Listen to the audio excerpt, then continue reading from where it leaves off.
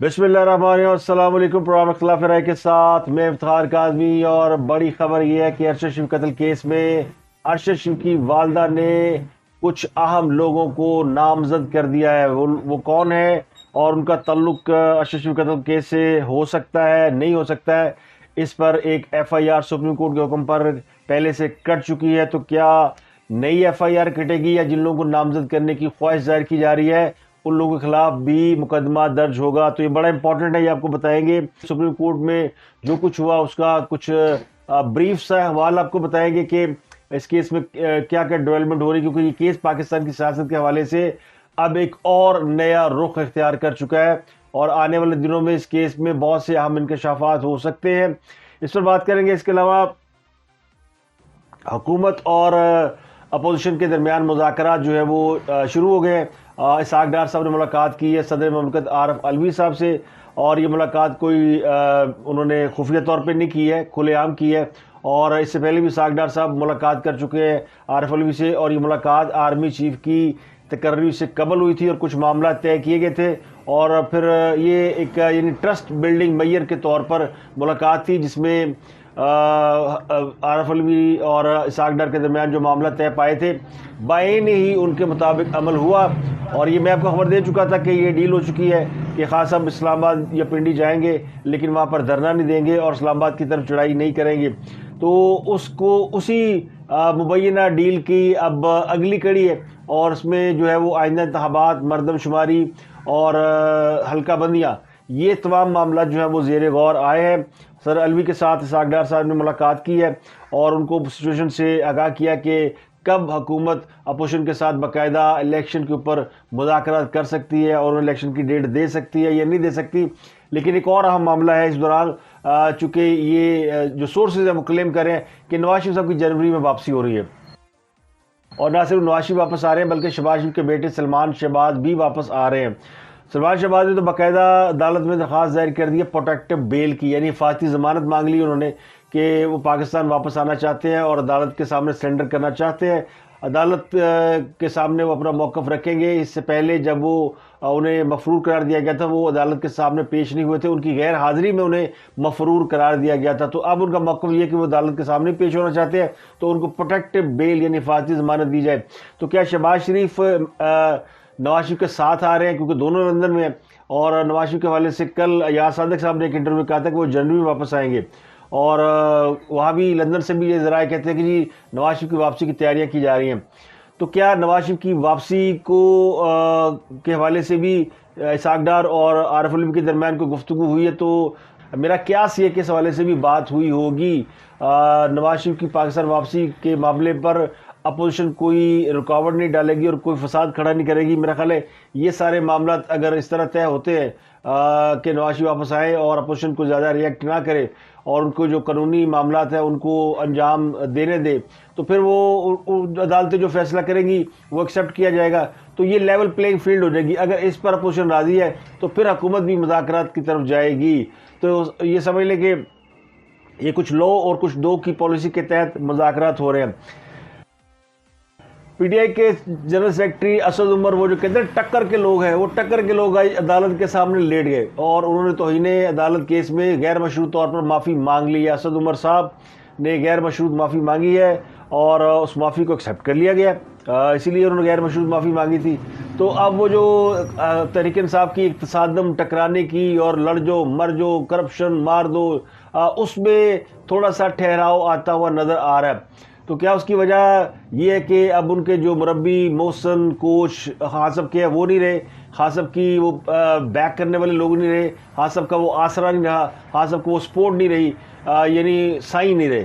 تو جب سائی نہ رہے تو پھر آدمی لاوارث ہو جاتا ہے، پھر وہ آدمی کمپرومائزنگ پوزیشن میں آ جاتا ہے۔ تو لگتا یوں ہے کہ تحریک انصاف اس وقت اپنے بیانیے کو لپیٹ کر یا اپنی اگریشن کو لپیٹ کر اب وہ ٹیبل پہ بیٹھنا چاہتی ہے، مذاکرات کرنا چاہتی ہے۔ تو دونوں طرف سے جو یعنی اس بات کے باوجود کہ بیانات کچھ اور ہیں، لیکن جو عملی طور پر آپ دیکھیں بیک ڈور تو بہت کچھ جو ہے وہ گفت و شنید کے ذریعے چل رہا ہے۔ چیف الیکشن کمشنر کی آج انٹرویو ہوئی ہے اور انہوں نے کہہ دیا کہ انہیں کسی بھی سیاسی رہنما سے ملنے پر کوئی اعتراض نہیں ہے. تو ان کا واضح طور پر اشارہ یہ سمجھا جا رہا ہے کہ وہ تحریک انصاف کے لوگوں سے ملنے سے انہیں کوئی پرابلم نہیں ہے, اگر وہ چاہیں تو ان سے جا کے مل سکتے ہیں, لیکن وہ کسی کو ملنے نہیں جائیں گے. اس کے علاوہ انہوں نے یہ آ کے بتایا کہ جناب مردم شماری اور حلقہ بندیاں کتنا پیریڈ چاہیے. تو انہوں نے کہا کہ اگر مردم شماری ہو جاتی ہے تو حلقہ بندیوں میں پھر 6 ماہ لگیں گے. تو الیکشن کے بارے میں گمان یہ کیا جاتا ہے کہ وہ جون یا جولائی پروبیبلی اس کی ڈیٹ ہو سکتی ہے, جس پر شاید دونوں پارٹیاں متفق ہوں. فی الحال تو یہ مطلب اس طرح کا یعنی کہ سینیریو بلڈ ہو رہا ہے. کچھ اور آپ خبریں, لاہور میں اسموک بڑی ہے اور لاہور میں 3 دن کے لیے عام تعطیل, یعنی پرائیویٹ دفاتر کو کہا گیا کہ وہ دفتر بند رکھیں, لوگ گھروں سے کام کریں, اسکولوں میں بھی چھٹیاں کر دی گئی ہیں اور رات کو مارکیٹیں بھی 10 بجے بند ہو جائیں گی. تو لاہور میں اسموک سے نمٹنے کے لیے, کیونکہ ٹریفک کی وجہ سے اور ہجوم کی وجہ سے, گرد کی وجہ سے, اور یہ جو بٹے چل رہے ہیں اور دھوئیں کی وجہ سے, اور جو فصلیں جلائی جاتی ہیں, تو لاہور میں ایک یعنی فضا اتنی خراب ہو گئی ہے کہ پاکستان کا یہ بہت بڑا شہر جو ہے یہ دنیا میں اس وقت آلودگی کے لحاظ سے نمبر 1 ہو چکا ہے. تو آلودگی ختم کرنے کے لیے پنجاب حکومت نے ایک یہ سارے چونکہ مل کے لوگ کہہ رہے تھے کہ اس میں تھوڑا سا بریک لیں, سڑکوں پہ تھوڑا ٹریفک کم کریں, دھواں کم کریں, دفاتر بند رکھیں, ذرا لوگ کم باہر نکلیں, تو ہو سکتا ہے کہ یہ جو اسموک ہے اس میں کسی حد تک کمی آئے. اسموک کی وجہ سے لوگوں کو سانس کی تکلیف ہے, سانس لینے میں پرابلم ہو رہی ہے اور سانس لینا انتہائی مشکل ہوگا. کل شہباز گل صاحب پہنچ گئے اسپتال, جو پی ٹی آئی کے رہنما ہیں, ان کو بھی سانس لینے میں دقت پیش آ رہی ہے. تو اسموک کی وجہ سے آ رہی ہے, حالانکہ وہ اسموک نہیں ہے.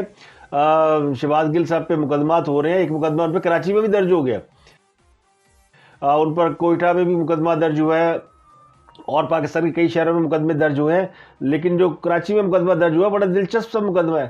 اس مقدمے میں ایک حجام نے, یعنی ایک نائی نے مقدمہ درج کرایا ہے. نائی سے مراد کوئی ان کی تضحیق نہیں کر رہا, لیکن حجام کہتے ہیں, باربر کہتے ہیں, ہم پنجابی میں نائی کہتے ہیں. تو انہوں نے مقدمہ درج کرایا. انہوں نے کہا جی میں تو ہیئر ڈریسنگ کر رہا تھا, وہ جو یعنی کام کر رہا تھا, محمد سعید نام ہے ان کا, ہیئر ڈریسر کہہ لیں. وہ کہہ رہے جی میں جب اپنی دکان پہ حجامت کر رہا تھا کسی کی, کو کم کر رہا سی, میں اچانک موبائل دیکھا. ہوتا ہے نا حجام کی دکان پہ تو لوگ اخبار بھی پڑھتے ہیں, ٹی وی بھی دیکھتے ہیں, کرکٹ میں بات کرتے ہیں, سیاست میں بات کرتے ہیں, اور سیاست کا بڑا شغف ہوتا ہے.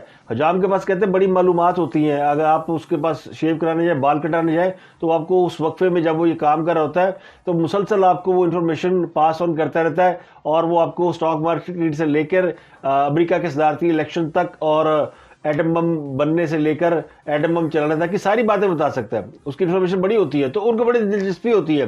تو کہتا ہے میں نے موبائل دیکھا, اور میں نے موبائل میں دیکھا کہ جناب شہباز گل جو ہے وہ داروں کے خلاف تقریر کر رہا تھا, اور جس کی بنیاد پہ میں نے بڑا غصہ چڑھا, میں کا مقدمہ درج کراؤ. تو انہوں نے شہباز گل کے خلاف مقدمہ درج کرانے کے لیے کراچی کے تھانہ برگیڈ میں درخواست دی کل, اور ان کا مقدمہ جو ہے وہ درج ہو گیا. اب یا تو ان کو اس بات پہ غصہ آیا کہ شہباز گل نے اداروں کے خلاف تقریر کی, یا پھر انہیں شبہ ہوگا کہ کہیں شہباز گل ہمارا ہم پیشہ ہو کر ایسی حرکتیں کر رہا ہے. کچھ نہ کچھ تو ہے. بعض لوگ اس لیے بھی جیلس ہوتے ہیں کہ یار ساڑھی برادری سے بندہ ہے تو ایک ہی کام کر رہا ہے, تو یہ بھی غصہ ہو سکتا ہے. اسی طرح کا ایک اور مقدمہ درج ہوا ہے بلوچستان کے ضلع کیچ میں گلوکار سلیمان احمد کے خلاف. ان پر بھی الزام یہ ہے کہ 26 نومبر کو جب وہ پنڈی گئے تھے تو انہوں نے سابق army chief general Qamar Javed Bajwa جو ان کے خلاف نعرے بازی لگوائی اور فوج مخالف تقریر کی. تو یہ مقدمہ 26 نومبر کے حوالے سے بھی بہت سارے مقدمات نئے درج ہو رہے ہیں. یہ پرانے کیسز نہیں ہیں, بعض نئے مقدمات بھی درج ہو رہے ہیں, تو ان پر بھی مقدمہ درج ہو رہا ہے. تو یہ صورتحال ہے کہ مشکلات اتنی آسان نہیں ہوئی ہیں اور وقت کا پہیہ مسلسل گردش میں ہے. پنجاب میں ایک نئے وزیر کا اضافہ ہو گیا ہے, او پیجے, یعنی وہ کہتے ہیں پنجابی میں کہتے ہیں نا او پیاجے انقلاب, تو او پیجے اسمبلی. وہ عمران خان صاحب بڑے نعرے مارے تھے کہ اسمبلی توڑ دی جائے گی, اور پرویز الہی صاحب نے انہیں اختیار دے دیا ہے. پرویز الہی صاحب جو ہے وہ انہوں نے آ کے کہا کہ 6 مہینے تک 4 مہینے تک جو ہے وہ کچھ نہیں ہو سکتا, اور اس پر انہوں نے انڈوز کیسے کیا ہے کہ انہوں نے پنجاب کابینہ میں ایک وزیر کا اضافہ کر لیا ہے. تو اگر اسمبلی توڑنی ہو, جو فواد چودھری کہہ رہے ہیں ایسے مہینے توڑ دیں گے, 20 تاریخ میں توڑ دیں گے, 15 تاریخ میں توڑ دیں گے, یعنی جو تحریک انصاف کے رہنما وہ تاریخیں دے رہے ہیں, اور عمران خان صاحب کہہ رہے ہیں کہ پرویز الہی کے خلاف کوئی گل نہیں کرنی.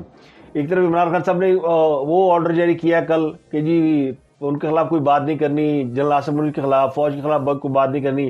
فوج نے بتا دیا جناب اب کوئی ہم بات برداشت نہیں کریں گے. تو پرویز الہی نے بھی کہتا ہے کوئی جناب بڑے بندر روکو کی بکواس کر رہے ہیں، میں تو تڑا ہی کام کر رہا نا، فوج سے ہمارے رابطے ہیں، ہم فوج کے ساتھ ہمارے کو تعلقات ہیں اور آپ کے لوگ ہمیں گالیاں دے رہے ہیں. اجاز چودھری نے ادھر کیا سی نا پرویز الہی کے بارے سے. تو اب عمران خان صاحب نے اپنے لوگوں کو بھی روک دیا. انہوں نے کہا یار اتحادی ہے، ان کا اپنی ایک لائن ہے، ان کی اپنی ایک سوچ ہے، وہ بات کر سکتے ہیں لیکن ان کے اوپر کرٹیسزم نہ کریں، اور پرویز الہی پہ تو بالکل نہ کریں. تو ایک طرف تو عمران خان صاحب یہ بات کر رہے ہیں، دوسرے ان کے لوگ فواد چودھری فلانا ڈماک بس 20 کو توڑ دیں گے، 15 کو توڑ دیں گے. تو توڑنی ووڑنی کوئی نہیں ہے. تو یہ بس وہ پولیٹیکل جو وہ کہتے ہیں نا اپنی بولیاں بول رہے ہیں، بھات بھات کی بولیاں بول رہے ہیں. پرویز الہی صاحب نے نیا وزیر لگا کر ان کو بتا دیا کہ جناب اے پہ تڑا انقلاب تے او جی تسی یعنی سارے پہ ہوئے. تو پنجاب کابینہ میں جو اضافہ کیا گیا ان کا نام ہے خیال احمد کاسترو. ان کو ان سے آج وزیر کا حلف لیا گیا، باقاعدہ تقریب حلف برداری ہوئی ہے.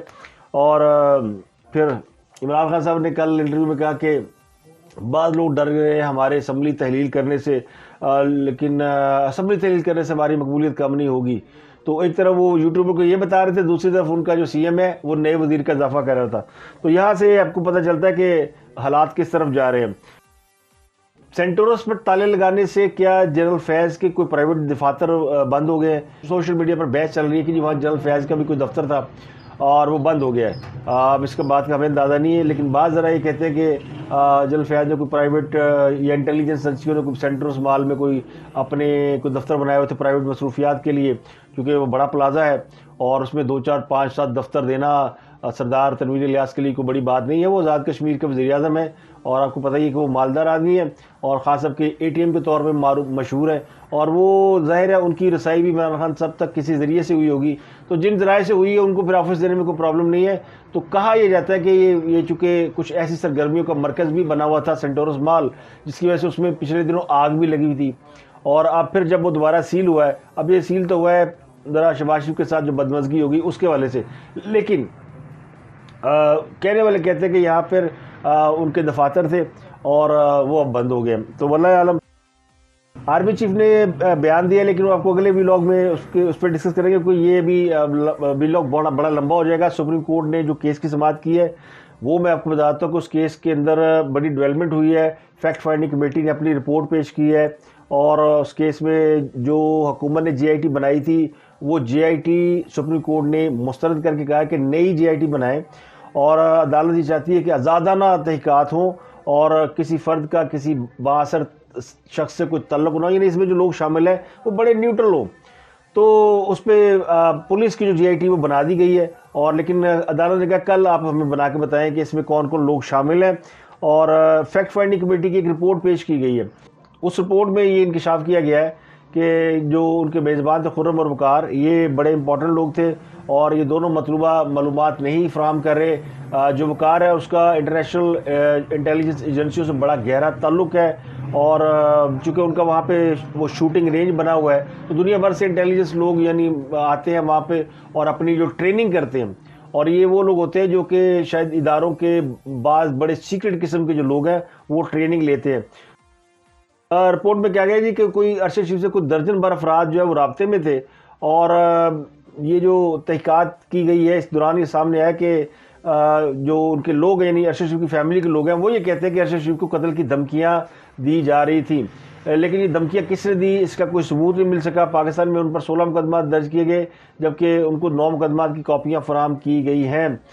تو رپورٹ میں بہت ساری چیزیں ہیں جس میں کہا جی کہ وقار احمد جو ہے وہ ملزم وقار احمد وہ اس کمیٹی کے جو فیکٹ فائنڈنگ کمیٹی ہے اس کے صحیح جواب نہیں دے سکا، اور رپورٹ میں یہ لکھا گیا کہ یہ پلان مرڈر تھا، یہ کوئی پولیس مقابلہ نہیں تھا. اس میں جو پولیس کا موقف ہے وہ درست نہیں ہے. پولیس نے کہا تھا کہ یہ جوابی فائرنگ ہوئی تھی تو اس کے جواب میں فائرنگ کی گئی، تو ایسا کوئی ثبوت نہیں ملا. اور یہ جو کینیا کے حکام ہیں وہ اس طرح تعاون نہیں کرے جس طرح تعاون کرنا چاہیے. اور چونکہ ارشد شریف کا جو فون ہے اور ان کا جو آئی فون اور ان کا جو آئی پیڈ ہے اس کے بارے میں شروع میں جب کمیٹی پہنچی تھی تو یہ کہا گیا تھا کہ اس کے بارے میں معلومات آپ کو دیں گے، لیکن بعد میں ان کو بتایا گیا کمیٹی کو کہ انہوں نے یہ دونوں جو حساس گیجٹس ہیں یہ ان کو دے دیے ہیں کینیا کی انٹیلیجنس ایجنسی کو.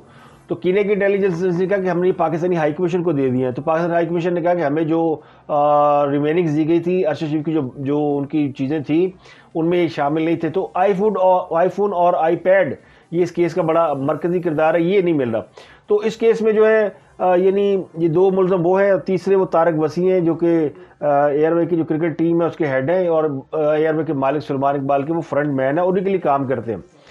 تو یہ 3 لوگوں کے نام دیے. تو سپریم کورٹ نے اس پر فیکٹ فائنڈنگ کمیٹی کی جو ایفرٹ ہے اس کو انہوں نے پریز کیا کہ بڑا جو نے اچھا کام کیا ہے, لیکن جو ایک چیز مسنگ ہے وہ ہے ارشد شریف پر جو لوگوں نے فائرنگ کی ان ملزمان کے نام شامل نہیں ہیں, اور ان پولیس اہلکاروں کے نام شامل نہیں ہیں جنہوں نے اس مقابلے میں حصہ لیا, یا غلط فہمی سے مارا جیسے بھی تھا, تو ان کے نام شامل نہیں ہیں.